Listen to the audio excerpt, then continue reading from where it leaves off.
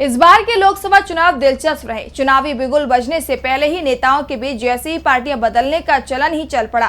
कई नेताओं ने तो चुनाव से पहले ही पार्टी बदली। इसके पीछे के कारण तो जीत दर्ज कराना ही था, लेकिन 4 जून के नतीजों के बाद दल बदलू नेताओं को लेकर अजीबोगरीब आंकड़े सामने आ गए। आंकड़े ये बता रहे हैं कि जिन नेताओं ने चुनाव से ठीक पहले बीजेपी का दामन थामा था, उनमें से 80% उम्मीदवारों को चुनाव में करारी हार का सामना करना पड़ा है। लोकसभा चुनाव से पहले कई नेताओं ने जीत की उम्मीद में बीजेपी का दामन थामा था।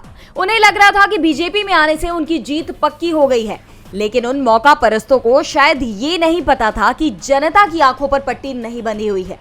आंकड़े ये सामने आए हैं कि 13 नेताओं ने केंद्रीय जांच एजेंसियों के डर से पाला बदला था, जिनमें से 9 को करारी हार मिली है। पंजाब के पूर्व सीएम कैप्टन अमरिंदर सिंह की पत्नी परनीत कौर कांग्रेस से इस्तीफा देकर बीजेपी में शामिल हो गई थी। बीजेपी ने उन्हें पटियाला से टिकट दिया, लेकिन वो कांग्रेस के डॉक्टर धर्मवीर गांधी से हार गई। दिलचस्प बात यह रही कि वो चुनाव में तीसरे स्थान पर रही। वहीं 3 बार के सांसद रवनीत सिंह बिट्टू ने भी कांग्रेस छोड़ बीजेपी का दामन थाम लिया था। बीजेपी ने बिट्टू को लुधियाना सीट से चुनाव लड़वाया, लेकिन उन्हें कांग्रेस के अमरिंदर सिंह राजा से पटखनी मिली। तो वहीं पंजाब की जालंधर सीट पर भी दल बदलू सुशील कुमार रिंकू और पवन कुमार टीनू को हार मिली।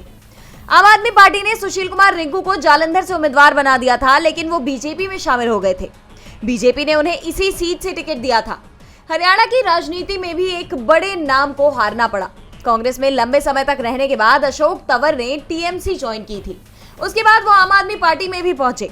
आपने उन्हें हरियाणा में बड़ी जिम्मेदारी दी, लेकिन चुनाव से ठीक पहले वो बीजेपी में शामिल हो गए। सिरसा से कांग्रेस की वरिष्ठ नेता कुमारी शैलजा ने अशोक तंवर को 2.5 लाख के बड़े अंतर से हराया।